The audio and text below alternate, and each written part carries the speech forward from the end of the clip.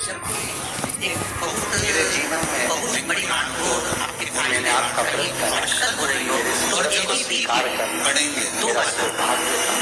मेरा मांग का सिंदूर, मेरे नाक की बिंदी, मेरे हाथ का चूड़ा, मेरे पाँव की बिछोली, इसको अमर करना।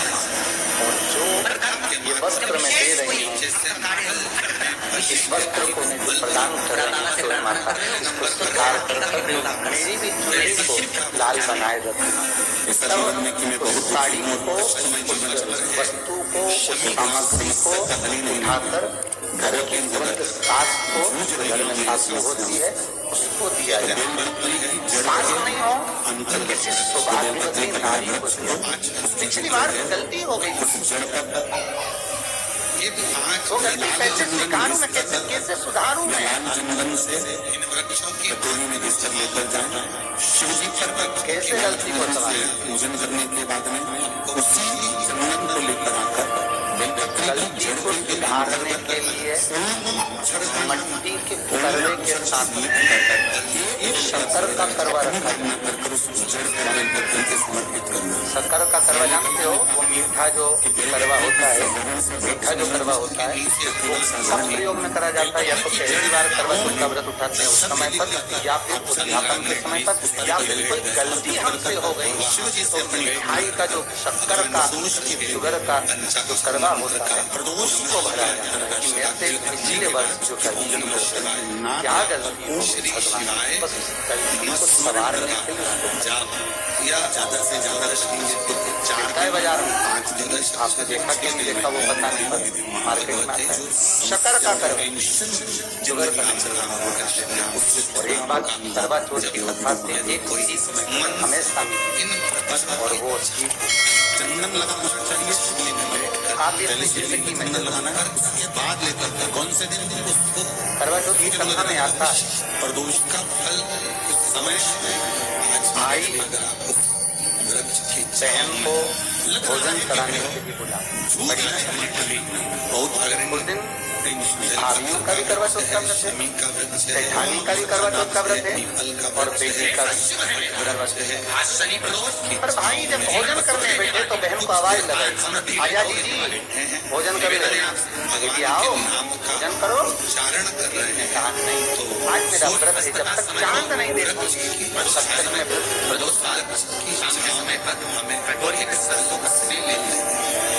चंद्रमा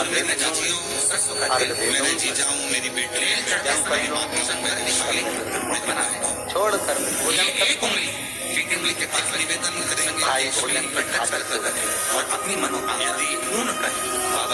भोजन की थाली से भाई सबने विचार कर लिया, काम करो, भोजन नहीं कर रही, दूर जाकर वहाँ आग लगाओ,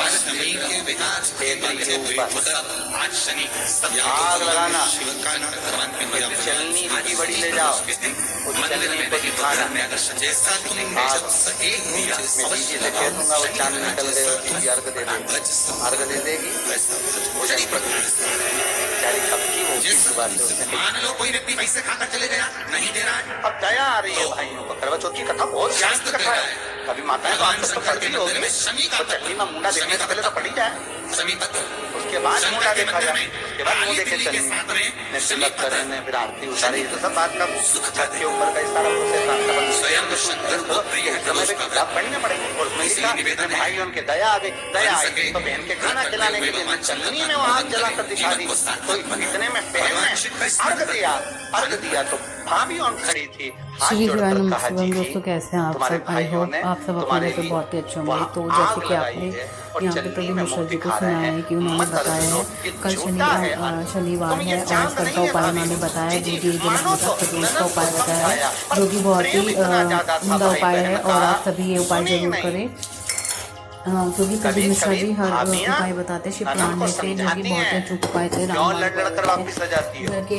नंदों को लगता है हमारी भाभी तो हमारा पक्ष ही नहीं ले रही, पक्ष नहीं ले रही, तुम्हारे को जोड़ना चाहती है भाभी, इसलिए करे जी जरा जरा भाग में दौड़ दौड़ के मायके मत आया करो। उपाय जरूर करें और भाभियों को ननद बुरी नहीं लगती, पर कभी कभी जब वो बोलती है तो तुम्हारा घर छोड़ने की बात करती है, तोड़ने की नहीं। पर हमको लगता है कि भाभी तो हमसे जलती है, हमको तो गिर की वहीं पड़े तो भरे जाते हैं और कुछ भी करो पड़े रहो। शास्त्र भी तो कह रहा है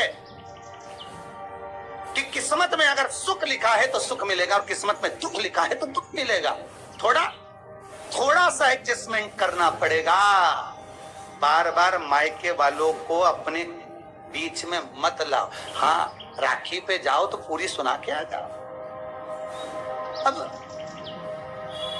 कथा कर रही है, भाभी समझा रही है ननद को। करवा चौथ की कथा में लिखा है। आप लोग कहोगे कि शिवर वाला महाराज कहां से बोल रहा है, तो करवा चौथ की कथा में पढ़ लेना। भाभी ने समझाया मत करो पूजन, ये गलत है। नहीं मानी, तुम तो हमारा आहित चाहती हो। कर दिया पूजन, अर्घ भी दे दिया, जाके भोजन कर लिया। सब तरह से गणेश जी का सम्मान हो गया, बर्बाद कर दिया। रोने लगे, पूछा। अब माँ के गले लगकर रो रही थी के माँ बर्बाद हो जाती, सब कुछ नष्ट। माँ क्या हुई है कुछ मालूम है? मुझे लगता है कि पिछले वर्ष जो करवा चौथ पर पूजन करी थी तो भाइयों ने आग जला दी थी। ये भाभियों ने कहा था। तो सास बोली तेरी भाभियों ने ये पहले नहीं बताया? नहीं, अर्घ दे रही थी तभी भाइयों ने कह दिया था कि ये काल नहीं, तुम्हारे भाइयों ने तुम्हें पूजन कराने के लिए जल्दी में गलती तो थी। सवेरे से लेकर शाम तक जब भूखी थी, 8 बजे तक भूखी, 9 बजे तक भूखी थी। फिर टोरा टोरी के बाहर रात छत्ते भेजी। देखे तो आया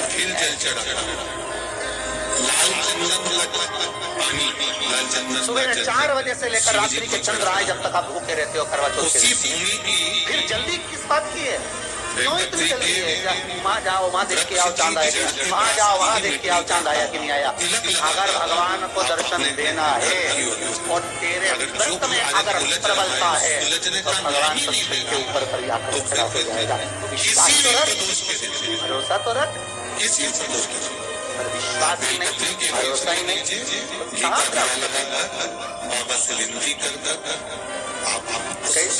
बोलकर आ जाइए। बात तो कर रहे हैं।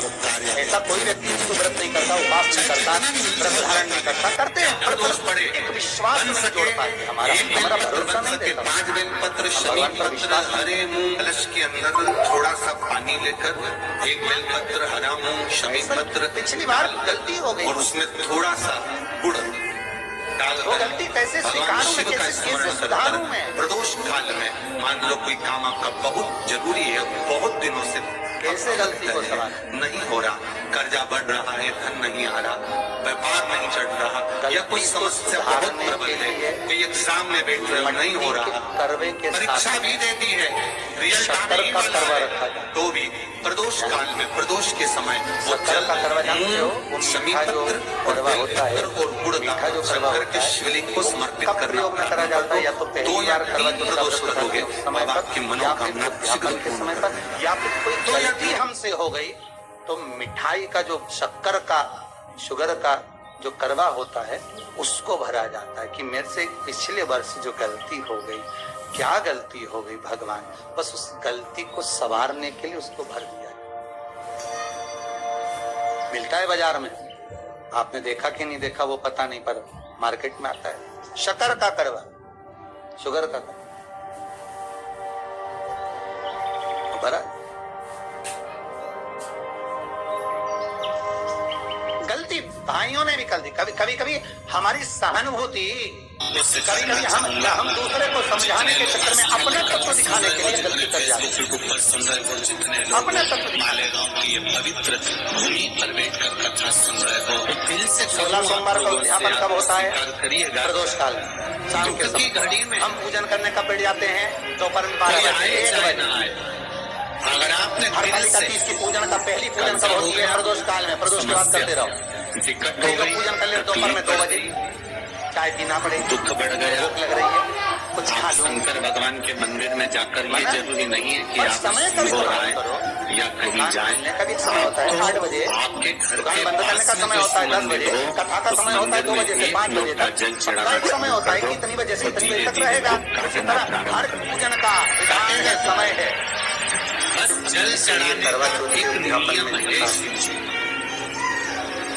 शंकर भगवान को जो जल चढ़ाया जाता है दुख काटने के लिए, तकलीफ काटने के लिए, कष्ट मिटाने के लिए, तो एक नियम है शंकर भगवान का जल चढ़ाने का जो नियम है। उद्यापन होता है, जैसे ये गौल जलाधारी है, यहाँ से पानी गिरता है, ये 13 जगह पर ये जो भगवान का पानी जहाँ बहकर जाता है ये गोल में से, तो यहाँ जो स्थान है में ये 13 जगह सीधे भाग पर गणेश जी विराजमान है, लेफ्ट भाग में कार्तिकेय जी रखा जाता है। बीच में एक मोटी सी लाइन होती है जहाँ सूक्ष्म सुंदरी है, उसके ऊपर से जो बूंद बूंद पानी गिर रहा है वो शंकर भगवान की 5 लड़कियां हैं, जया, विषहरा, सांबलिकारी, दौतली और देव।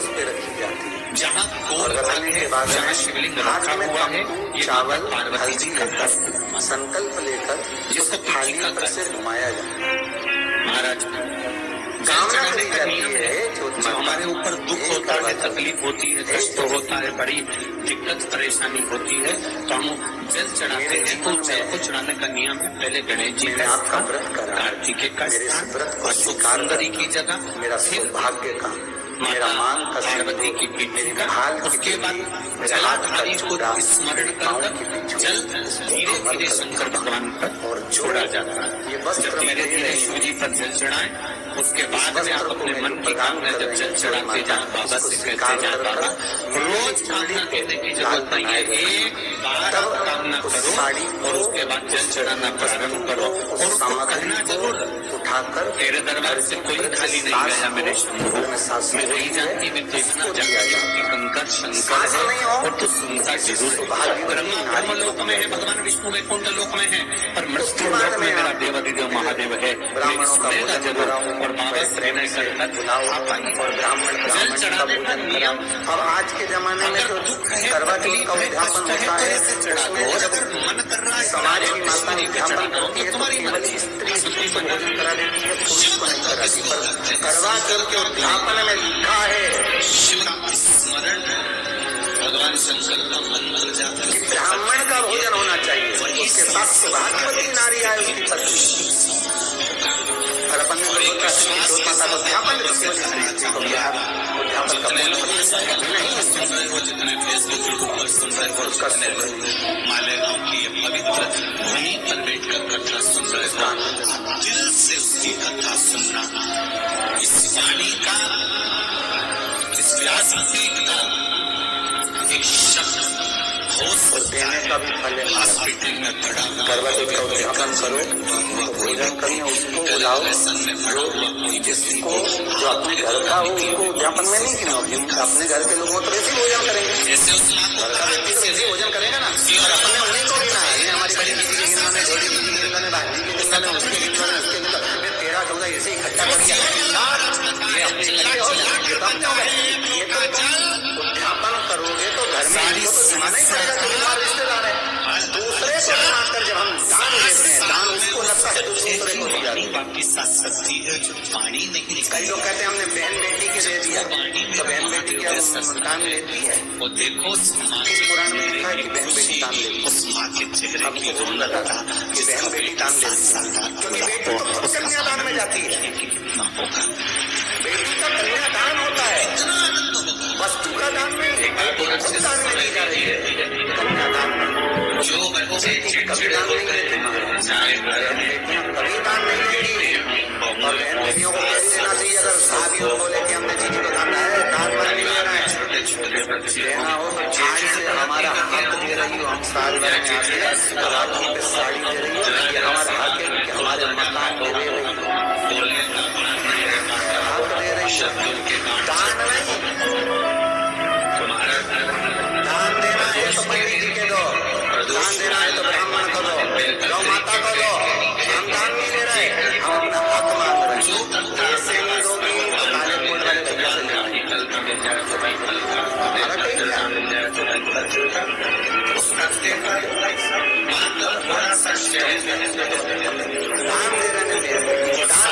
हैं, दान ले प्रधानमंत्री